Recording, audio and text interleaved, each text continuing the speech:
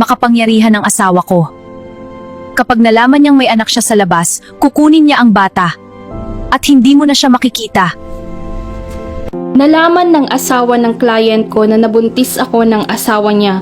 Pero imbis na sampalin at sabunutan ako, siya pa ang sumuporta sa buhay ng anak ko. Hindi ko akalaing darating ako sa punto na kailangan kong isulat ang ganitong klaseng sekreto ng buhay ko. Pero pakiramdam ko, sasabog na ako kung hindi ko ito ilalabas. Just call me Tiana, 33 years old, from Cebu. Isa akong single mother sa anak kong si Aisha, 10 years old. Sa paningin ng iba, maayos ang buhay namin. Nakakapag-aral ang anak ko sa isang magandang private school dito sa Cebu. Sumasali sa mga activities at nabibili ang mga gamit na minsan hindi ko man lang naisip para sa sarili ko. Pero ang totoo, ang buhay na meron kami ngayon ay nakatayo sa isang sekreto na hindi ko kayang sabihin kahit kanino. 10 taon na ang nakalipas, ibang tao pa ako noon. Hindi ko ikakaila, naging isang bayarang babae ako noon dahil iyon ang nakita kong paraan para mabuhay sa panahong wala akong ibang malapitan. Doon ko nakilalang isang lalaking hindi ko akalaing babago sa buong buhay ko, si Dominic. Isa siyang kilalang businessman dito sa Visayas. Hindi siya bastos, hindi rin mapangmata. Tahimik na lalaki at halatang sanay sa kapangyarihan. Naging client ko siya ng isang gabi. Isang transaksyon lang na dapat ay matatapos din agad, pero hindi ko akalain na pagkalipas ng isang buwan, nalaman kong buntis ako. Hindi ko siya hinanap. Hindi ko rin siya kinontak. Sa totoo lang, hindi ko rin alam kung paano ko siya haharapin. Ano ang sasabihin ko? Na may anak siya sa isang babaeng tulad ko? Kaya pinili kong akuin ang lahat. Alam ng mga magulang ko ang nangyari. Alam nilang anak siya ng isang mayamang lalaki pero hindi nila kilala kung sino. Hindi man sila proud sa naging desisyon ko pero tinanggap nila ako at tinulungan akong palakihin si Aisha. Lumaki ang anak ko na walang idea kung sino ang ama niya at habang lumalaki siya, mas lalo kong nakikita kung gaano siya kakaiba. Hindi lang sa ugali kundi pati sa itsura. Napakatalino ng anak ko.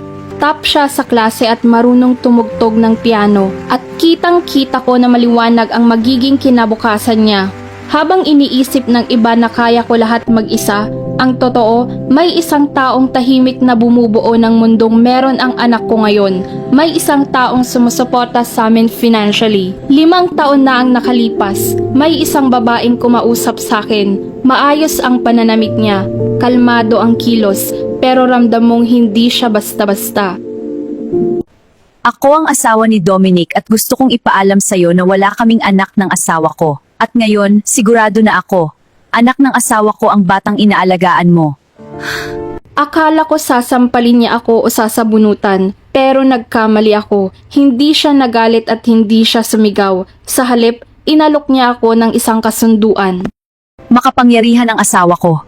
Kapag nalaman niyang may anak siya sa labas, kukunin niya ang bata at hindi mo na siya makikita.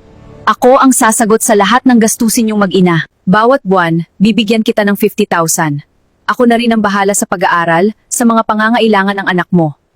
Pero kapalit nun, mananahimik ka. Inamin niya sa akin na may nag-report sa kanya noon, isang staff mula sa hotel kung saan may nangyari sa amin ng asawa niya at pinaimbestigahan niya ako. Kaya tinanggap ko ang offer niya dahil wala akong lakas ng loob na ipaglaban ang sarili ko laban sa isang taong kayang kunin ang anak ko anumang oras.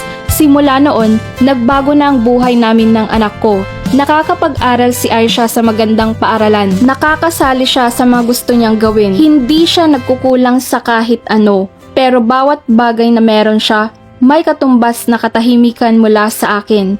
Para akong nabubuhay sa hiniram na buhay.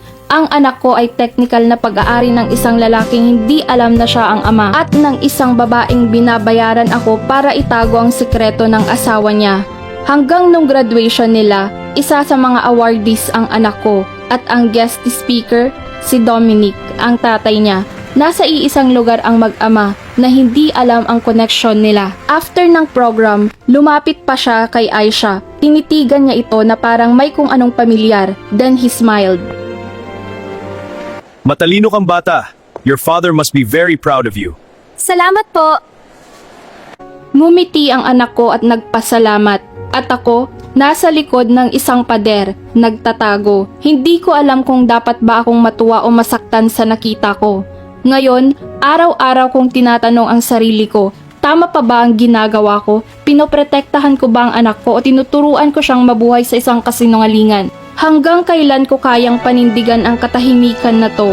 Dahil ang totoo, hindi ko man siya ipinanganak sa perpektong sitwasyon, pero mahal ko ang anak ko ng higit pa sa anumang kaya kong ipaglaban. At kung darating ang araw na kailangan kong pumili, sa katotohanan o sa kanya, handa akong magsinungaling habang buhay basta manatili lang siya sa tabi ko.